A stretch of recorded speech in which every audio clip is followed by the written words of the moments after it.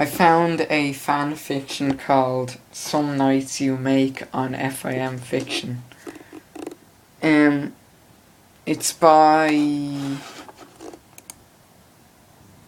a fan fiction by Cynewulf. It's slice of life, and it's about Vinyl and Octavia. Haven't read it yet. Well, I read the first bit, and it was okay. It looked good. Yeah. Some Nights You Make. Lost in the night, Vinyl considered the street lamp that her head rested against. The canterlatch street beneath her hooves swam, and the world refused to come into focus. So the DJ shut her eyes and imagined that she couldn't feel the earth spinning underneath her through space. She was drunk, even half asleep and stupid from intoxicants. She knew it and felt a burning sort of shame. She also knew that the street was empty. Well, that it seemed empty. Vinyl was beyond glad as any pony could be when they were right on the edge of vomiting their lungs all over the ancient cobblestone streets of the old city. It got old, ponies watching you do this sort of thing all the time. One in particular. The vertigo wouldn't leave her alone, no matter how much she stood there, leaning, eyes closed. No amount of deep breathing seemed to help. But then it was gone, and she felt herself relaxed as she slumped down against a pole, her body weak. "Damn it," she said, to no one in particular. The word came out wrong. Her voice rapped, and she had no idea how badly. Damn it. The street and the lamp, of course, had no response, and the word died in the night air. She left her mouth open, taking deep breaths. She felt hot, like the lights were still shining on her at full blast. The stupor of the concert was beginning to fade, leaving her body ragged and spent. The air she pulled in over her teeth was tainted and with the aftertaste of cheap beer and bile. It took another moment of willpower to hold back the wave of nausea, but hold it back she did. "No way in hell I'm throwing up all over this damn street like a homeless drunk," she thought sourly, gritting her teeth. No way. Tavi would straight up just... Octavia. Vinyl shook her thoughts off like rainwater and laid her cheek against the hard, cold stone. It felt wonderful, like cold kisses and a nice, long shower for two. What? Why was she thinking like that? 'Cause I'm drunk and alone, and it's whatever time it is, she answered herself in the darkness of the street. Eyes feeling heavy. Everything felt heavy.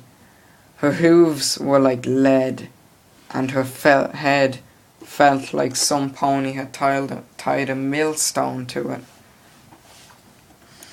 Behind closed eyelids, she saw it again.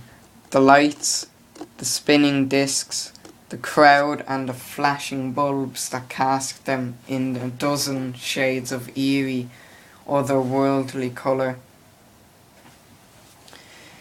It was all swimming in front of her, all of the concert as if it were underwater.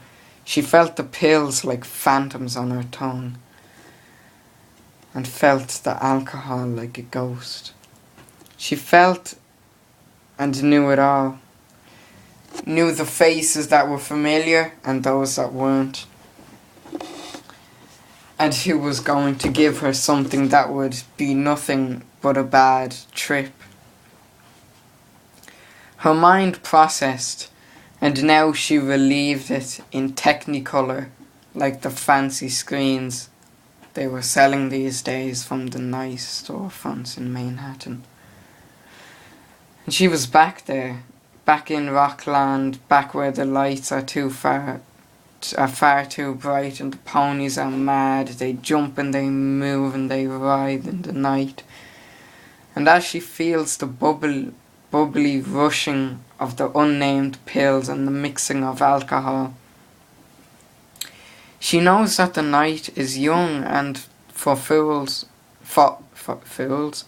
like herself, she looks west and feels the beat of the bass like a second heart, and the walls are imaginary. She tried not to recall it. It was all sight and sound and fuzzy thoughts that weren't really words at all, couldn't be made into words. She hated the feeling of crash. Everything ached. Everything felt awful in some new and horrid way. It was really something, she thought, how it was new and more painful every time. Like her body was frailer with each overindulgence in the long nights. Vinyl let the cold earth steady her and wanted to die. Not really, maybe a little. She certainly wouldn't mind if she died for a little bit.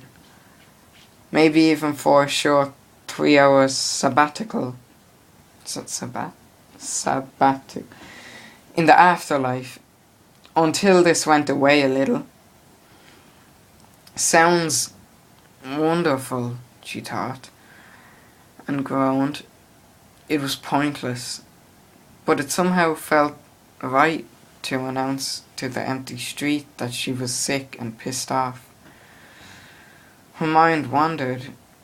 She knew the show at Rockland would probably end up with her wasted and passed out somewhere.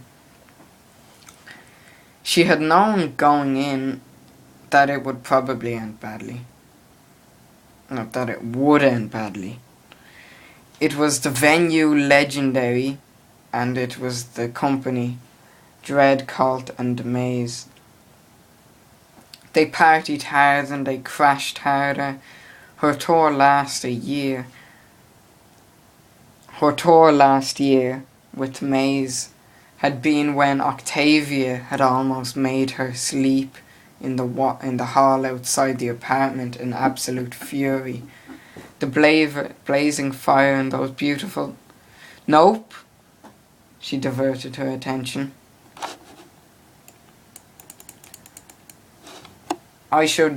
She tried to stand up, feeling a bit more stable, only to immediately slump back down against the pavement, her stomach roiling and her head pounding. A long groan escaped her, and she felt as if her body was going to give up, was giving up all at once. End of the line, party's over, last call. It was really not how she wanted to end up. What? It's like it looks like someone typed it. It's like a little weird symbol thing. I have no idea. Octavia was more world-wise than many believed. She kept up with the times, studied the papers, knew the word on the street. At least she knew it more so than many of her symphony companions did. It came from knowing vinyl, she supposed. One got used to the pulse of the night and the streets tracking her down. She took a left, straining her eyesight, as she scanned down the lonely alleyways. Nothing but back doors and a few bits of broken masonry masonry greeted her sight, and Octavia sighed. "Wonderful," she said to the still air. "Splendid. Vinyl is gone, without a single bloody trace." It was the kind of thing she couldn't help but laugh at, talking to no pony in particular in the middle of the old city. It was about 1:30, and Octavia had been searching for her roommate since 11. I'm going to stop here, and I'm going to continue this in a couple of minutes, because I don't want a fucking long video. And I'm only like a quarter way through this story. I mean, no, not a quarter way through the story. I'm a quarter way through the scroll thingy. And there's like lots more to go. So I'm going to see you later, and yeah. I'm going to see you later and record the rest of this in another video. See ya. Look at my sandals. I've got an infection in my toe. I don't think you want to see that. Bye.